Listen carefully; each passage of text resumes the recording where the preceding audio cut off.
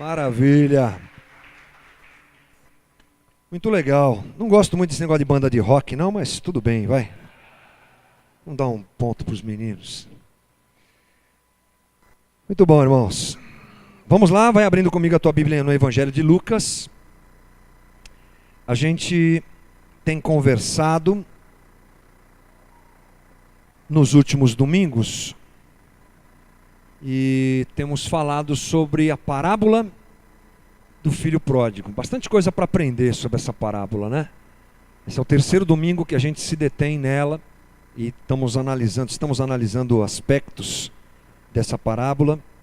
E meu desejo é que realmente sirva de edificação, de transformação, de aprendizado para todos nós. Vamos orar, queridos? Nosso Deus maravilhoso, nós nos apresentamos mais uma vez ao Senhor. Pedimos a Tua misericórdia nesse momento, a Tua graça, para que essa reflexão encontre lugar no nosso coração, na nossa vida, e nós sejamos tocados por Ti. Que o conhecimento da palavra nos transforme, que o entendimento da Tua vontade encontre lugar dentro de nós. Usa a minha vida, misericórdia eu te peço, Senhor, e graça, para conversar com os meus irmãos sobre tudo isso. Em nome de Jesus que nós oramos. Amém. Mantenha a tua Bíblia aberta aí em Lucas capítulo 15. Mas eu quero rapidamente fazer uma introdução à nossa conversa. Jesus ele usa muitas vezes a palavra perdido, as palavras perdido e achado, para se referir a pecado e salvação. Jesus usa bastante essas duas palavras, querendo se referir a pecado, querendo se referir a salvação. Perdido e achado. No próprio capítulo 15, onde nós encontramos essa parábola, existem mais duas parábolas. Na verdade, Jesus está conversando com um grupo formado por pecadores, publicanos, meretrizes e coisas do tipo, gente do tipo, e o outro grupo que é formado por fariseus e religiosos. A gente já tem falado bastante sobre isso aqui. E ele então apresenta essas três parábolas. É uma trilogia, vamos dizer assim, não é Senhor dos Anéis, mas também é uma trilogia de parábolas apresentada por Jesus a essas pessoas. A primeira parábola é a parábola de um pastor que perdeu uma ovelha. A segunda é uma parábola de uma mulher que perdeu uma moeda. E a terceira é essa que a gente conhece como parábola do filho pródigo. Todas elas apresentam a questão de perder e achar. Todas elas apresentam essas informações, nos levando a pensar sobre perdição e salvação. Na verdade, Jesus resume o seu ministério como uma grande operação de resgate. Jesus pensa assim e ele veio fazer isso. No próprio Evangelho de Lucas, nós encontramos lá em Lucas 19:10. Pois o Filho do Homem veio buscar e salvar o que estava perdido. Jesus atribui a sua atitude, a sua missão assim, né? Ele coloca a sua missão assim, que o Filho do Homem veio salvar e resgatar aquele que estava perdido. Então vamos pensar um pouco hoje, irmãos, sobre o que significa estar espiritualmente perdido. O que é isso? Como é que é estar espiritualmente perdido? Como é que isso, o que é que nós podemos aprender com essa parábola a respeito disso? Nessa parábola você tem duas figuras, o irmão mais velho e o irmão mais novo. A perdição na vida do irmão mais novo é tranquila para a gente saber e identificar. Não é verdade? Para todo mundo o irmão mais novo está perdido. Quando ele vende, quando ele obriga o pai, pressiona o pai para vender as suas terras, dar a sua parte, ele sai para fora da fazenda, do terreno, do lugar, da propriedade e vai viver a sua vida.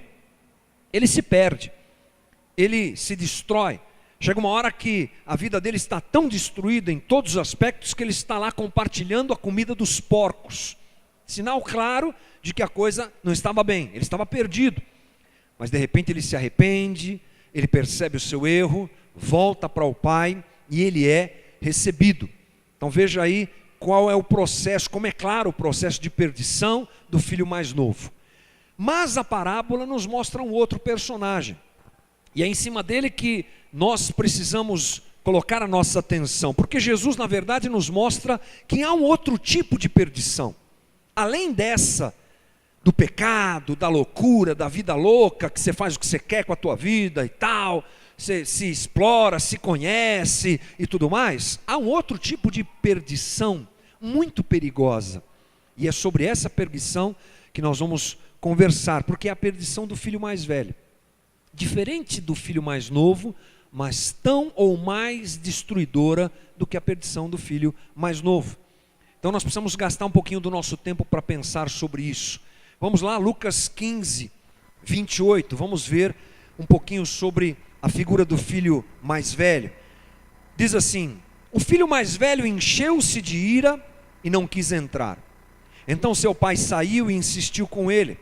Mas ele respondeu ao seu pai: olha, todos esses anos tenho trabalhado como um escravo ao teu serviço e nunca desobedeci às tuas ordens.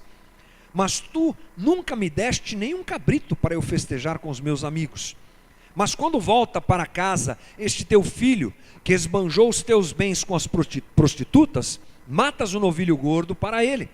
Disse o pai: meu filho, você está sempre comigo, e tudo que eu tenho é teu. Mas nós tínhamos que celebrar a volta deste irmão mais velho, desse teu irmão, e alegrarmos, porque ele estava morto e voltou à vida, estava perdido e foi achado. O que é que nós lemos aqui? Nós lemos a reação e o diálogo que o filho mais velho teve quando o pai estava celebrando a volta do filho mais novo. O filho mais novo volta, é recebido com muita alegria pelo pai, é honrado, recebe roupa, recebe anel, mata um novilho gordo. Daqui a pouco chega o irmão mais velho na propriedade. Que festa é essa? Que bagunça é essa? O que está acontecendo? Ele pergunta para um empregado, o empregado fala: seu pai está comemorando, o teu irmão voltou, bateu na porta e voltou aí, está celebrando. Diz a Bíblia, nesse texto que nós lemos, que o irmão ficou furioso, louco, nem entrar na festa ele entrou, e o pai teve que ir atrás dele. E esse diálogo nos mostra características do coração de um irmão mais velho. Características de um espírito de irmão mais velho. E é isso que nós vamos rapidamente estudar hoje aqui, meditar juntos, para compreendermos isso e crescermos na nossa relação com o Senhor. Eu quero destacar que a primeira característica do espírito de um irmão mais velho é que quando as coisas na sua vida não acontecem como ele quer, o resultado sempre é ira e amargura. Os irmãos mais velhos têm um problema: eles querem controlar a sua vida, e eles agem para controlar a sua vida. Eles obedecem a Deus, na verdade não por obedecerem a Deus, mas para controlarem a sua vida. Eles querem ter tudo sobre o seu domínio e controle. Acontece que nós sabemos que a vida não é assim. Nós sabemos que todos nós estamos sujeitos a dificuldades e lutas. Nós sabemos que a dificuldade chega na casa de todos nós, seja daquele que confessa e conhece a Jesus, quanto aquele que não conhece. Essa é a vida que nós vivemos aqui na terra. E o filho mais velho tem uma dificuldade com relação a isso. Ele se esquece do que Jesus disse lá em Mateus 5,45. Porque ele faz raiar o seu sol sobre os maus e os bons, e derrama chuva sobre justos e injustos. Como o filho mais velho quer controlar a sua vida, e ele faz as coisas para ter esse controle, quando acontece um problema na sua vida, ele entra em crise. A primeira coisa que acontece com essa crise é que ele pensa que se ele está vivendo corretamente, se ele tem feito tudo certinho, por que ele está passando por um problema? Se ele vai na igreja, se ele obedece, se ele crê, se ele lê a Bíblia, se ele faz todas as coisas que um religioso tem que fazer, por que, afinal de contas, a casa dele está vivendo a crise que está vivendo? Por que ele está doente? Por que está faltando dinheiro? Por que o filho não está bem? Por que o casamento não está bem? E o filho mais velho, esse que tem esse sentimento, esse espírito, entra em crise. Ele vai culpar quem? Vai culpar a Deus. Vai entrar em crise com a sua relação com Deus, porque Deus não podia fazer isso comigo. Eu sou tão justo, eu sou tão correto, eu faço as coisas tão corretamente, olha para a minha vida, não tem nada de errado. Como é que Deus se atreve a permitir que eu viva um problema? Esse é o primeiro raciocínio. O segundo raciocínio é que ele pode entrar em crise consigo mesmo. Porque ele vai pensar assim: acho que eu estou fazendo alguma coisa errada, acho que eu não estou completamente correto, eu preciso me esforçar mais, preciso me dedicar mais, preciso buscar mais a Deus moralmente falando, preciso ser mais correto. E ele começa a olhar para a vida dele loucamente: o que é que eu estou fazendo de errado? Acho que eu estou vivendo esse problema porque eu cheguei atrasado no culto, preciso chegar mais cedo. Acho que eu estou vivendo esse problema porque eu não estou lendo a Bíblia adequadamente. Ele começa a se cobrar, e ele vai violentamente se cobrar. E ele entra em parafuso: ou ele culpa a Deus, ou ele culpa a si mesmo. E se ele não tem certeza se a culpa é de Deus ou se a culpa é dele, ele fica nessa gangorra. Uma hora ele culpa a Deus, uma hora ele culpa a si mesmo. Uma hora ele quer encontrar a culpa em si próprio, outra hora ele quer atribuir a culpa a Deus, porque ele tem um problema, ele precisa ter a sua vida completamente sob controle. Essa incapacidade do irmão mais velho em lidar com o sofrimento vem do fato de que a obediência que ele tem, ela visa obter resultados. Ele só obedece porque ele quer alguma coisa, ele só obedece porque ele quer ter controle, ele quer que a vida dele vá muito bem, obrigado. Ele só obedece a Deus porque ele não quer passar por problemas. Ele obedece a Deus buscando resultados. E uma coisa para a gente pensar é que ser bom por amor é muito diferente de ser bom por egoísmo. Ser bom por amor é bem diferente de ser bom por egoísmo. E o irmão mais velho, ele tem a característica de fazer as coisas corretamente, de ser correto e de ser bom, mas a intenção do coração dele não é o amor, não é a solidariedade, ou não é a sua relação com Deus, é na verdade si mesmo, a si mesmo. Ele quer beneficiar a si mesmo. Ele quer tirar vantagem da sua obediência, ele sempre quer ter as coisas sob o seu controle. Tem uma história que não é bíblica, uma história apócrifa, vamos dizer assim, que eu encontrei, e ela não está na Bíblia. Dizem alguns que pode ter acontecido, dizem outros que não aconteceu. Ou seja, ela é apócrifa, não está na Bíblia, mas ela é bem interessante. Dizem nessa história que Jesus estava andando com os seus discípulos. Você sabe que Jesus andava para cima e para baixo na Galileia, e eles iam juntos, era milagre atrás de milagre, aquela coisa maravilhosa, gente curada, um monte de coisa acontecendo. E Jesus andando com os seus discípulos lá, um certo dia, ele parou e disse assim: vocês podem carregar uma pedra por mim? Os discípulos não entenderam direito, mas obedeceram, era o mestre, beleza.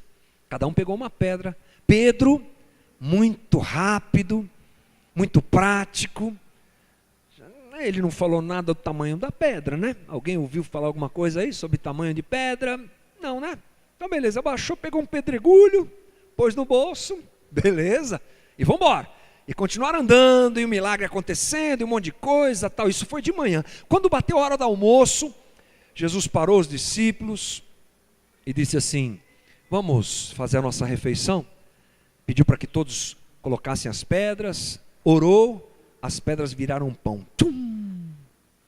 Aí cada um olhou para um para o outro. Pedro olhou para a sua bisnaguinha. Beleza. Almoçou, meio assim, sem entender, né? Beleza, vamos embora. Tá bom, tá valendo. Continuaram andando. Chegou no meio da tarde, Jesus disse assim: vocês podem carregar outra pedra por mim? Pedro falou: beleza, Jesus. Está chegando a hora do jantar, já entendi. Pegou uma pedra enorme, um pedregulho enorme, colocou nas costas e foi. Andou a tarde toda com aquele negócio nas costas. Tinha hora que até as pernas dele davam uma bambeada, mas foi. Jesus chegou perto de um lago, olhou para os discípulos e disse: muito bem, vamos parar um pouco aqui. Podem jogar as pedras no rio? E todo mundo jogou as pedras, e Jesus mudou de assunto, e foram andando. Aí ele percebeu a rádio peão, né? Você sabe como é que é a rádio peão? Um falando com o outro, o que está acontecendo? Tal. Jesus percebeu aquela conversa no meio dos discípulos, olhou para ele e falou assim, para eles, aquela cara assim de indagação, né? Aquela hora se transformou em pão, essa daqui você não transformou, o que é que aconteceu? Jesus disse assim para eles: vocês não entenderam o que eu disse, né? Vocês não ouviram que eu disse assim: vocês podem carregar uma pedra por mim? Na verdade, vocês não carregaram uma pedra por mim, vocês carregaram uma pedra por vocês. Como Pedro, Os irmãos mais velhos, eles querem resultado da sua postura correta. Eles querem que alguma coisa lhes seja dada porque eles são corretos, eles são perfeitos. Quando isso não acontece, eles ficam furiosos, eles ficam doidos, porque eu fui tão correto e tão perfeito e eu não recebi nada. Então, nós achamos que praticar boas obras, ser moralmente correto, os irmãos mais velhos têm essa perspectiva da vida, na cabeça deles tem como objetivo atrair a bondade de Deus, a bênção de Deus. Eles acham que se eles forem corretos, Deus sempre os irá abençoar. E esse é um problema, porque quando nós vivemos assim, quando o irmão mais velho, por viver assim, ele tem um problema com o outro. Ele sempre tem um problema com o outro. Tipo assim, eu sou um cara correto, bacana, sirvo a Deus, sou um cara exemplar, mas eu tenho um problema com o meu vizinho, porque ele tem um carro melhor que o meu. Por que ele tem um carro melhor que o meu? Ele nem na igreja vai. Eu sei que ele é pagão. Eu sei que ele serve uns deuses aí. Como é que eu, que sirvo ao Deus Todo-Poderoso, faço as minhas coisas todas corretamente, por que eu não tenho o que ele tem? Por que na minha casa tem enfermidade e na do outro não tem? Olha só que loucura, mas o irmão mais velho processa as coisas assim. Por que o ímpio prospera? Eu sou dizimista, ofertante, blá blá blá blá blá blá blá blá blá blá blá blá. Vocês já entenderam o que é o blá blá blá, né? Blá blá blá, etc. E eu estou passando um problema e o cara do meu lado lá tem uma casa melhor que a minha.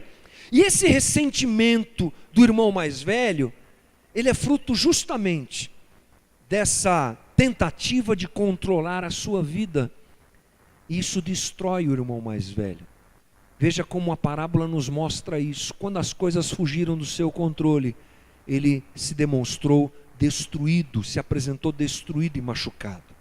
A segunda característica do irmão mais velho é que eles acreditam muito na sua superioridade. O irmão mais velho, ele sempre se acha melhor do que os outros. O irmão mais velho da parábola era assim. Olha só o que ele diz no versículo 30. Mas quando volta para casa, este teu filho, que esbanjou os teus bens com as prostitutas. Essa afirmação é da boca do irmão mais velho em relação ao irmão mais novo. Olha como ele fala do irmão mais novo. Esse teu filho, ele já não fala mais o meu irmão. Esse teu filho, que gastou tudo com as prostitutas. Tipo assim, eu nunca faria isso. Eu sou muito melhor do que ele. Olha como eu sou moralmente melhor. Os irmãos mais velhos se sentem basicamente superiores aos outros. Nós temos exemplos disso na sociedade. Por exemplo, uma manifestação dessa superioridade é o racismo, é o preconceito. Sou melhor que o outro, porque eu tenho uma cor que na minha cabeça é melhor do que a cor do outro. Eu sirvo uma entidade, uma instituição que é melhor do que a do outro. A minha posição social me faz melhor que o outro. É a sociedade que a gente vive, está cheia desse sentimento. Mas há um lugar onde esse sentimento do irmão mais velho, essa ideia de superioridade do irmão mais velho, ela sempre está presente. É na religião. Na religião você encontra muito essa tendência de superioridade por parte dos irmãos mais velhos. Vou ler uma coisa para você aqui, ó. Quando um grupo acredita que Deus favorece os seus integrantes por causa das suas doutrinas particularmente verdadeiras, por conta do modo como adoram e por conta do comportamento ético que eles têm, a atitude dos membros desse grupo com relação a outros grupos que não têm o mesmo comportamento, provavelmente será muito hostil. Não é assim? Olha a nossa igreja como é boa, nossa igreja é tão maravilhosa, nós servimos tão corretamente a Deus. Olha aqueles outros, coitados, não sabem de nada. Lá eles falam muito em línguas, eles ficam procurando esses mistérios. Olha aqueles outros ali, eles estudam muito a Bíblia, mas na verdade não entendem nada. Nós sabemos tudo, nós conhecemos bem, nós servimos a Deus do jeito correto. Aquela coisa que faz você bater no peito e dizer eu estou no caminho correto. E quando você persegue o outro, Você está perseguindo o inimigo de Deus ainda. Você usa o nome de Deus para perseguir o outro, para falar mal dele lá no Facebook, que ele está errado e que não sei o que lá. Porque na religião isso é muito vivo, muito forte, muito expressiva essa situação. Se acham melhores e superiores na sua maneira religiosa de ser. Sempre são prontos a julgar e condenar a prática dos outros. Dizem que estão opondo-se aos inimigos de Deus, mas na verdade se trata de puro legalismo e farisaísmo e de uma ideia de se acharem superiores. Essa é a ideia do filho mais velho. E essa agressão toda é fruto do quê? De insegurança. Por pensar que só podem ser aceitas por Deus através da sua realização, realização espiritual, os fariseus são inseguros. E eles então agridem os outros. Esse é o resultado dessa insegurança. E ele tem dificuldade de perdoar o outro por se sentir superior. Quem se acha melhor que o outro nunca vai compreender a demanda e a dificuldade do outro, a fragilidade do outro, e vai sempre ter dificuldade em perdoar o outro. Veja que o irmão mais velho, ele não perdoa o irmão mais novo. O irmão mais velho tem dificuldades com isso, porque ele se sente superior e ele é incapaz de perdoar. Essa semana eu coloquei uma coisa no meu Facebook, assim, mais ou menos assim, fruto de umas reflexões que eu estava fazendo na semana, tal, eu escrevi assim: quando nós conhecemos a Deus, Ele nos ilumina, Ele nos esclarece, Ele faz a gente se enxergar a si próprio. Deus faz a gente se enxergar, porque essa é uma verdade, quando a gente conhece a Deus, a gente conhece a si mesmo. E aí eu acrescentei lá, e quando a gente se conhece, a gente conhece o outro também. Aí uma pessoa, amiga minha, entrou lá e perguntou assim: olha, a parte do conhecer a Deus e conhecer a si mesmo eu entendi, mas essa outra parte de conhecer a si mesmo e conhecer ao outro eu não entendi.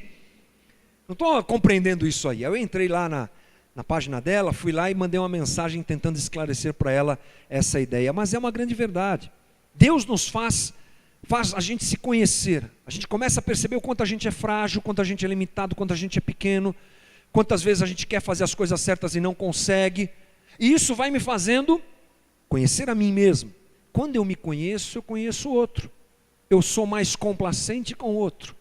Eu sou mais amável com o outro. Eu consigo pensar mais nos limites dos outros. Mas o irmão mais velho não tem essa característica.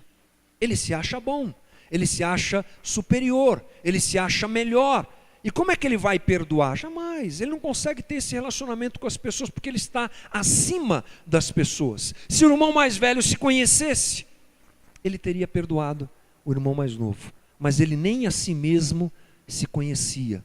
Essa é uma crise, um perigo do irmão mais velho. A terceira característica é que os irmãos mais velhos possuem uma submissão melancólica e baseada no medo. O irmão mais velho, ele se gaba da sua submissão ao pai.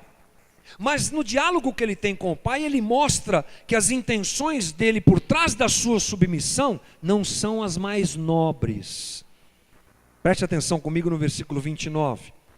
Mas ele respondeu ao seu pai: olha, todos esses anos tenho trabalhado como um escravo ao teu serviço. Ele joga na cara do pai. Aliás, esse olha, jamais ele poderia falar para o pai naquela cultura, naquele momento, naquela época. Era uma afronta. Ele estava, escuta aqui, tipo assim. Ele joga na cara do pai: sempre trabalhei com você, por você, como um escravo. Tem um amigo meu que ele diz assim, que só existem dois tipos de coisas para a gente fazer na vida. Um tipo de coisa é aquelas que você tem que fazer. Sabe como que é? As coisas que você tem que fazer. E outro tipo de coisa é aquela que a gente gosta de fazer. Quando você consegue juntar as duas coisas, aí é perfeito. Eu tenho que fazer e eu gosto de fazer. Mas é difícil juntar as duas coisas. Elas geralmente andam e se apresentam na tua vida separadamente. O filho mais velho, ele demonstra que essa coisa do fazer por gostar, por amar, por desejar, não existia. Ele é o tipo do cara na parábola que só faz porque tem que fazer. Só faz porque ele na verdade não tem alegria e nem prazer em fazer, ele faz por dever. Nas suas atitudes não existe gratidão em fazer para alegrar o pai. Sabe, tipo assim, vou deixar meu pai feliz, vou capinar esse mato aqui. Não, que droga, eu tenho que capinar o mato, senão meu pai vai pegar no meu pé. É só assim. Eu vou ordenhar a vaca lá na propriedade deles. Chegou a hora, ai que droga, meu Deus, não aguento mais. Mas tem que obedecer meu pai, que senão ele vai ficar bravo comigo e as coisas não podem sair do meu controle, e daí vai. Não existe nele um sentimento de filho, existe um sentimento de escravo. Veja que ele fala isso para o pai. Eu trabalho como um escravo. Escravo trabalha por quê, irmão? Por medo. Se ele não trabalhar, ele vai entrar no couro, vai tomar chibatada e acabou. Relação do escravo com as coisas que ele tem que fazer é sempre assim. Os irmãos mais velhos vivem uma vida correta pelo medo e não pela alegria e pelo amor. Sempre pensam nas consequências de não fazer o correto e não o prazer de fazer o correto. Isso não existe nele. É sempre na consequência de não fazer. Se eu não fizer, estou mal. Não existe amor, não existe alegria, não existe gratidão em fazer. E isso deixa a relação deles com o que eles têm que fazer muito frágil. Preste atenção comigo, se eu faço alguma coisa porque eu tenho medo de que alguma coisa vai dar errado se eu não fizer aquilo, o dia que eu tiver uma certeza de que nada de errado vai acontecer comigo se eu não fizer aquilo que eu tinha que fazer, eu então vou deixar de fazer aquilo que eu tinha que fazer, eu vou fazer errado. Se a minha motivação de fazer o correto é só ser punido, o dia que eu tiver certeza de que eu não vou ser punido, então eu vou fazer aquilo que não é correto. Você está entendendo? Tipo assim, eu trabalho numa empresa, e aí eu sou obrigado a ser correto na empresa. Por que eu sou obrigado a ser correto? Porque se souberem que eu fiz alguma coisa errada, eu vou perder meu emprego. Ah, é verdade, você vai perder seu emprego e além disso você vai ser envergonhado, a polícia vai bater na tua porta e tudo mais. Beleza, então eu vou fazer o que é correto. Se esse for o caminho, e o dia que alguém te apresentar um esquema para você fazer alguma coisa que não é correta, mas isso não for te prejudicar? Ó, isso aqui é entre a gente, entendeu? Ninguém vai saber. É o caminho da corrupção que a gente vive no nosso país, né? É assim. Ninguém vai saber, então tá bom. Então eu vou fazer. Porque eu não faço porque eu amo fazer correto, eu faço porque eu sou obrigado a fazer correto. Na minha relação com Deus, a relação do irmão mais velho com Deus é em cima desse princípio também.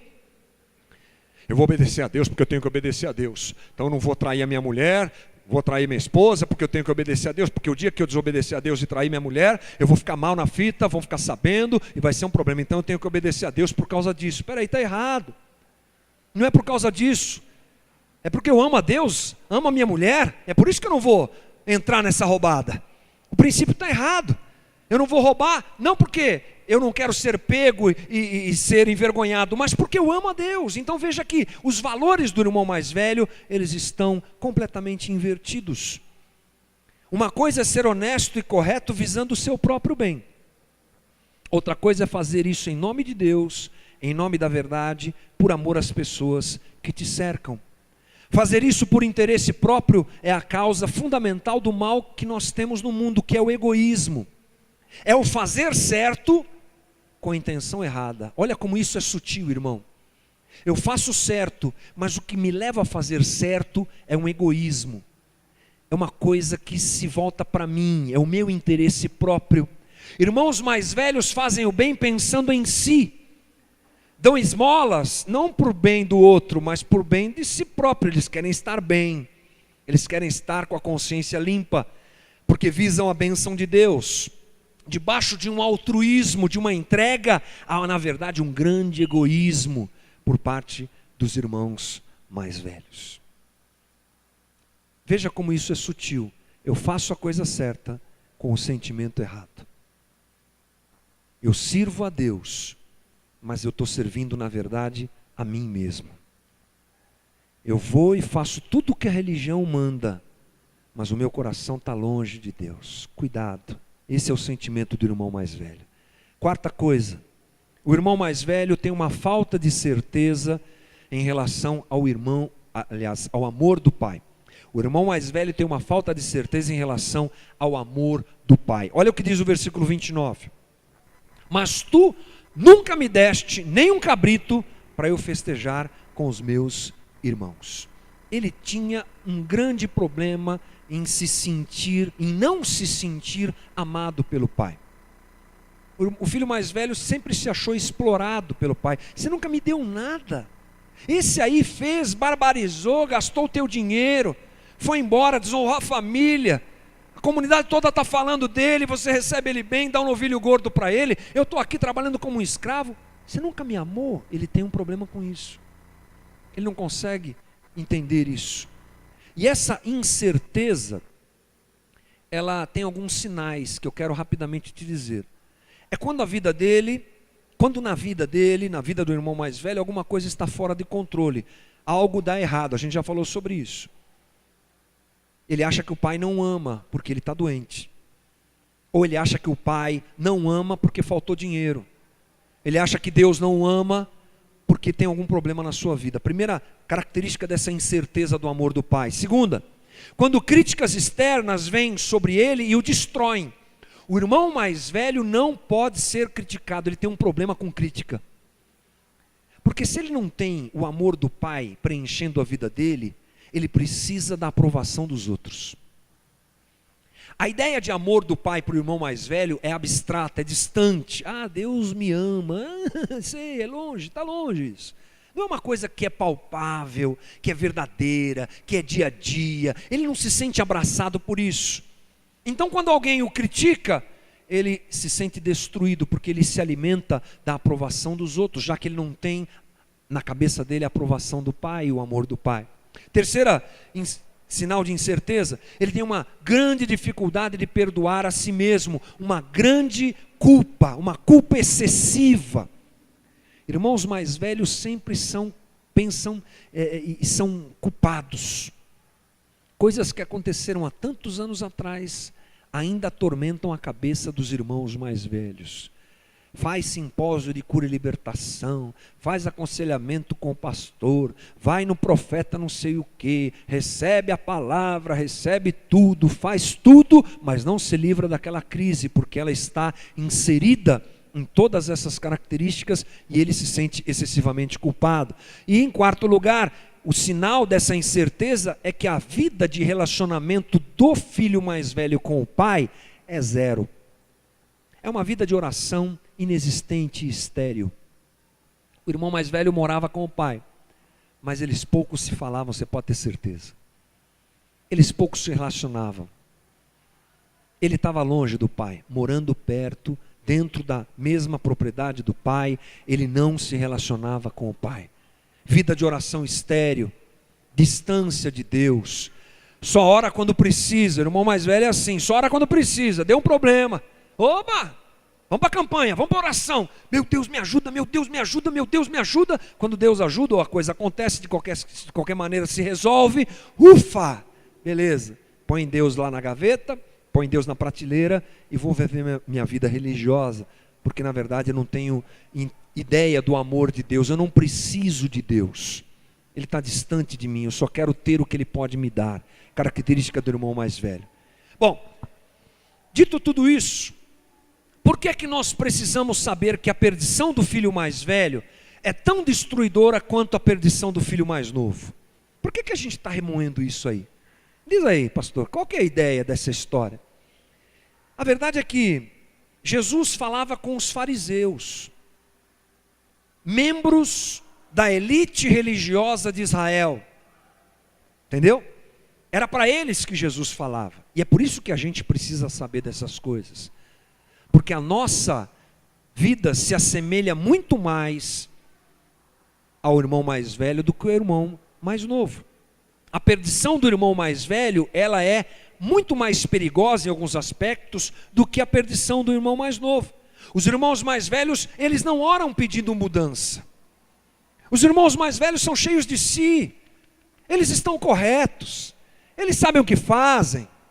Você está entendendo como isso se encaixa com a gente que está dentro da igreja, com a gente que aprendeu, nós que aprendemos algumas maneiras de servir a Deus? Para que eu vou mudar? Eu estou correto.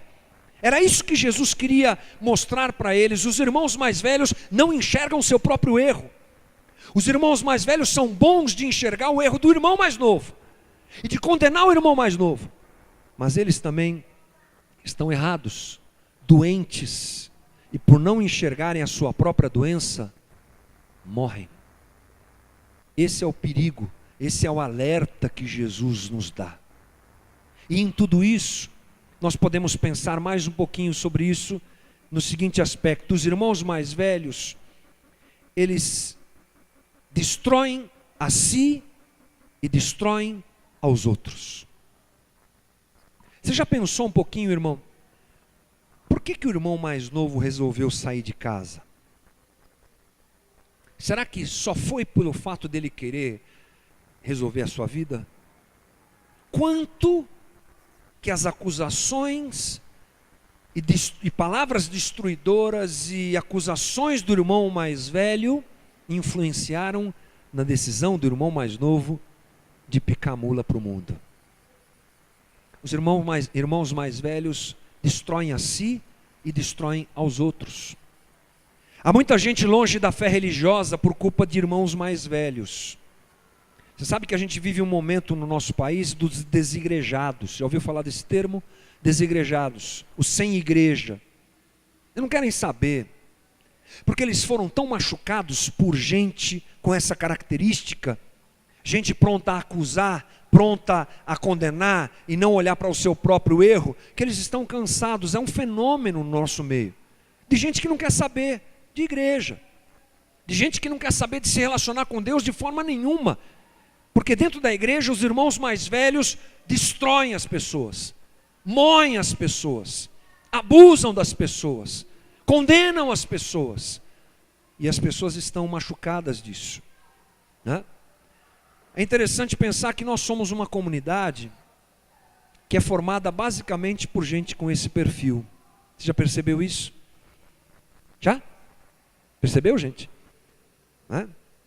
Quem aqui se julga machucado pela religião, machucado por um sistema, machucado por uma instituição? Quem aqui se julga assim? Levanta a mão. Quem já viveu isso na sua vida?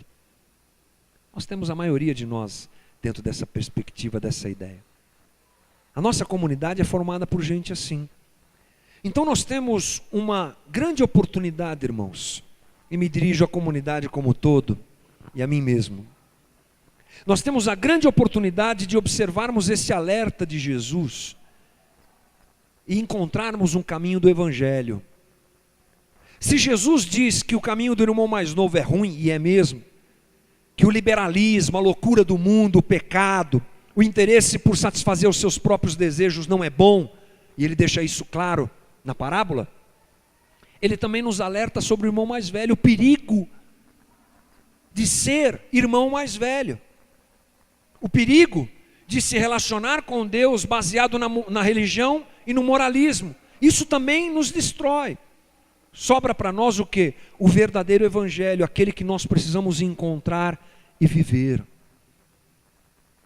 E eu espero do fundo do meu coração que a gente encontre esse evangelho maravilhoso de Jesus Cristo. Nós precisamos abraçar a grande oportunidade que Deus nos deu ao nos reunir. Longe de mim qualquer jactância, por favor, irmão. Nós temos muito para viver e muito para fazer.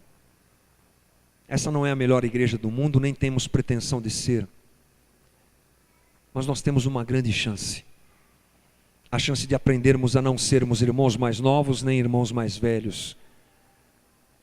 A chance de não acusarmos o nosso irmão. A chance de sermos mais fáceis de lidar, mais abertos à correção, mais abertos à transformação.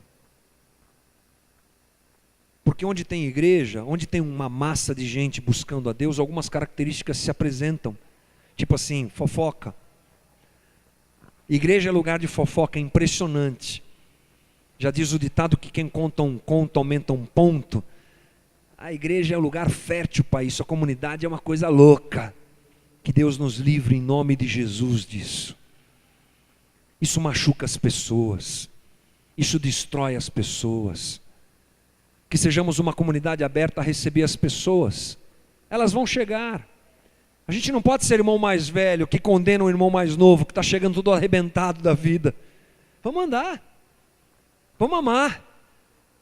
Vamos suportar. Vamos ensinar.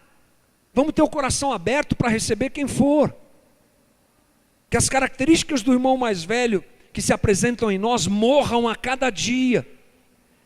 E que nós sejamos uma comunidade pronta para isso, para rejeitar esses valores, para rejeitar essa superioridade, para rejeitar essa dificuldade de relacionamento, e que nós possamos conhecer ao Pai, nos conhecer e conhecermos ao nosso próximo, amarmos o nosso próximo e encontrarmos o resumo de Jesus quanto aos mandamentos. Amarás ao teu Deus sobre todas as coisas e ao teu próximo como a ti mesmo. E que a gente encontre esse caminho em nome de Jesus. Amém, irmãos? Você tem esse desejo? Amém? Que bom. Que a gente lute por isso. A hora que aparecer um irmão mais velho em você, manda ele embora. Manda ele sair da tua vida. A hora que você se achar melhor que o outro, manda isso embora da tua vida. A hora que você se achar longe de Deus, distante do amor de Deus, manda isso embora, porque Deus te ama, você pode ter certeza disso. Essas coisas todas que eu falei aqui, tudo isso precisa deixar de ter lugar na nossa vida. Que Deus nos ajude.